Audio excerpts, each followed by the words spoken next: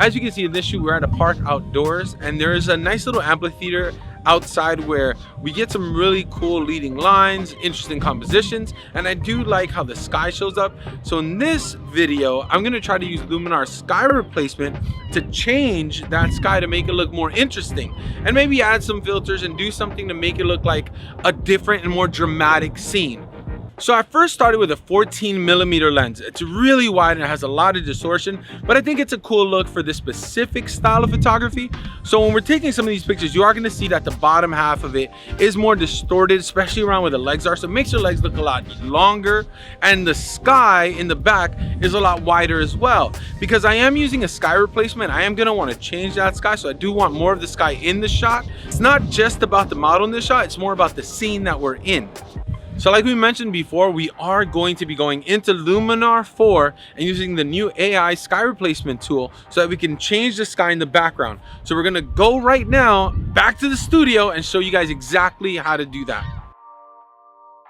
Welcome back everybody, Eddie Merino here, and today we're gonna break down exactly how I edited that image.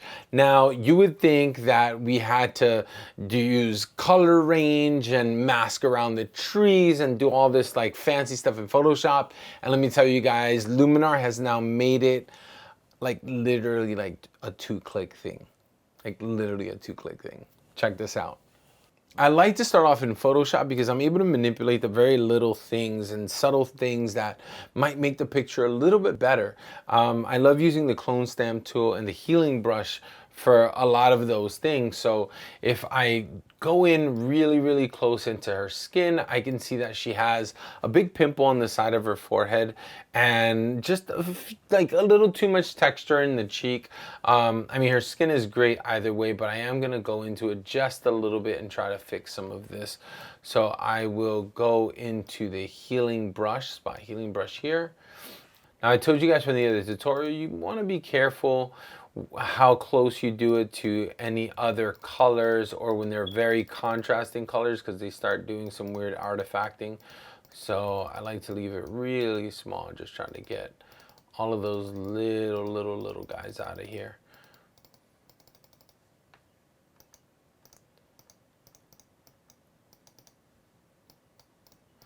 And again, I am just healing the skin. I haven't done anything in the image just yet. Just want to take a look at the hair here and fill in some of the hair. And here we can use the clone stamp tool. Bring up the opacity here and just kind of fill in the hair a little bit here. Doesn't look too distracting.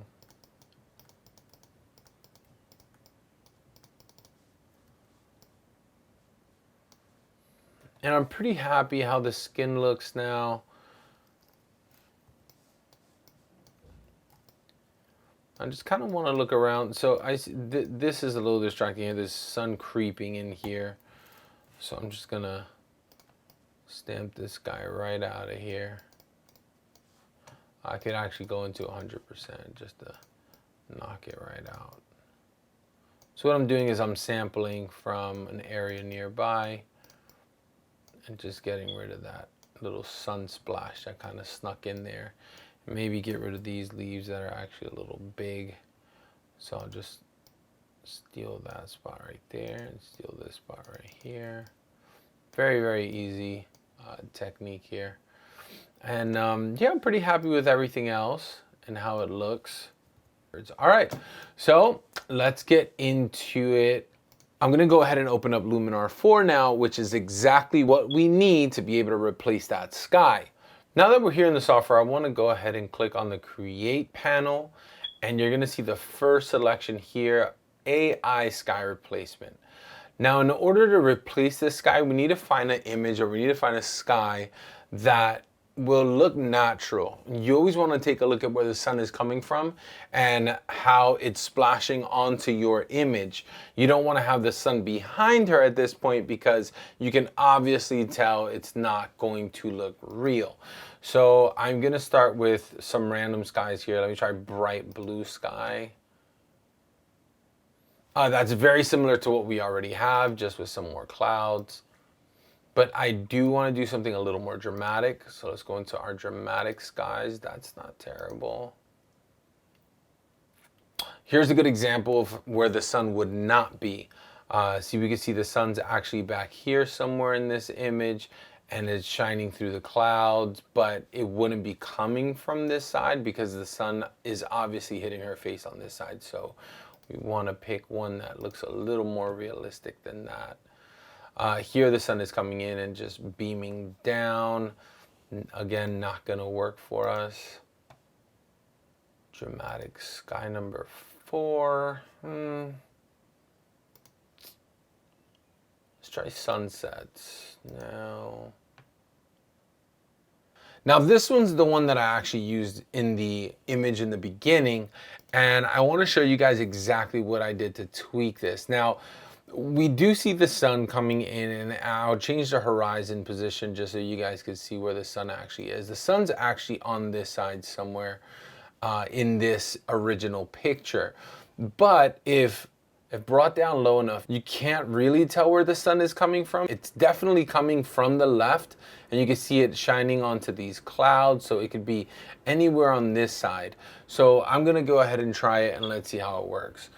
Now, the other tool that you want to use, and that I did use in the other one, was relighting the scene. Relighting the scene is really cool because it takes kind of like the color temperature of the image and it starts blending them together. You can see it already has a little bit. So I'm going to go ahead and kill it. This is with no relight scene added.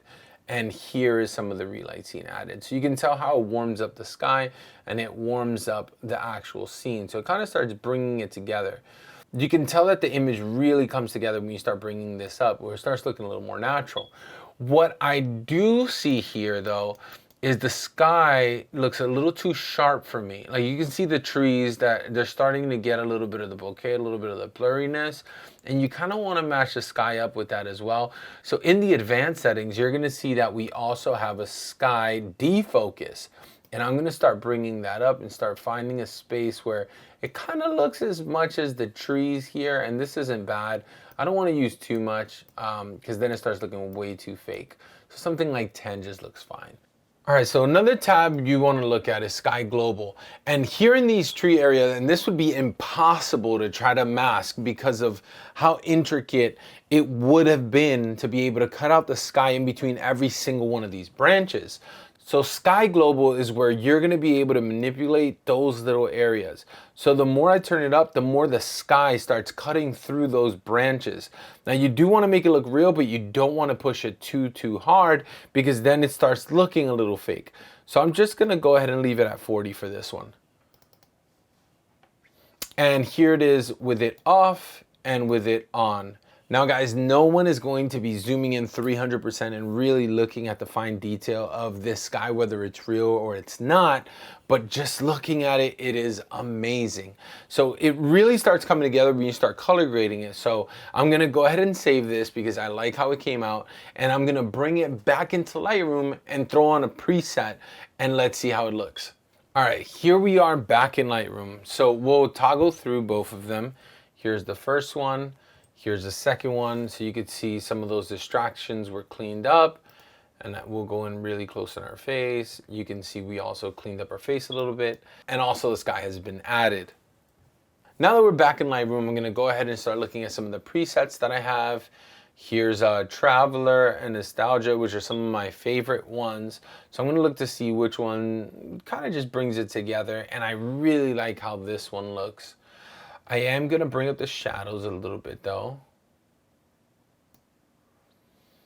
And maybe cool it just a bit. I do like the clarity and the texture on it because I do like how gritty this looks, but I am going to bring down the saturation and the vibrance just a little bit.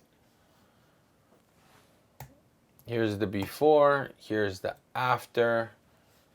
I'm going to make it a little brighter, but then I'm going to bring down my highlights. Maybe warm it back up just a little bit. All right. Guys, I'm loving how this came out right now. and this image, in my opinion, is done. Now, it did take a few minutes to get here, but that's because I was explaining each and every aspect and then just going back and forth on some things. But if you can tell how quickly we were able to do this, this same preset could also be saved and then just slapped onto every other picture that we would like to add it to. So I really hope you guys like the outcome of this image, because I'm really in love with this sky replacement tool and just having fun and being creative. I mean, it's not something that you're always going to use. It's not something that I always use, but it's just really cool to be able to have this in your toolbox. All right, guys, that's it for the video. So I hope you guys enjoyed what we did today and you guys got something from it. And if you did, go ahead and hit the like button. And if you do have any questions, comment down below.